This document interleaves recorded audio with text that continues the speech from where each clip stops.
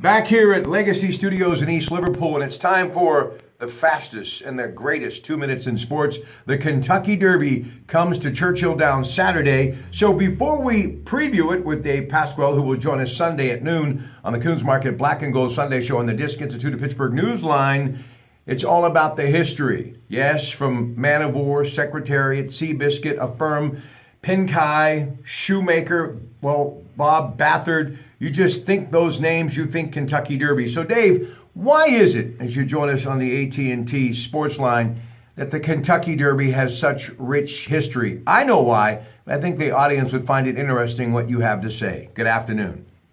Good afternoon, Rob. Good to be with you.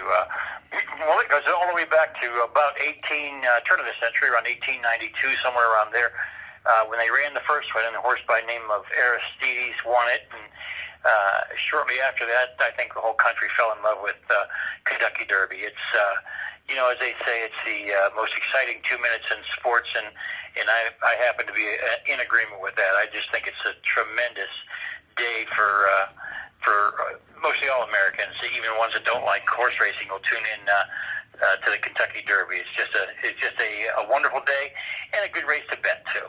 Yeah, absolutely. And whether you're going across the river to the beautiful Mountaineer Racetrack and Casino, Prescott Downs, the Meadows, maybe to the rivers in downtown Pittsburgh, it's just a great way to spend a Saturday around the excitement that is the Kentucky Derby. Before we do take a break and come back and talk about this year's race, one of my long arguments has been that horse people are obviously the most incredible people on the earth, so passionate what they do. But I will always think of not just the jockey as a great athlete, but the horse as a great athlete. Would you agree with that, Dave? Oh, I certainly would. There's almost a sense about these animals. Having owned them and run them myself, it seems as though they know what they're there for, and they know what their job is, and they do it to the very best of their ability. Even the ones that don't make it to the wire first are still they're out there doing as much as they can for what they believe in themselves. I believe is the reason that they're there. All right, listen, very short break. We're going to come right back.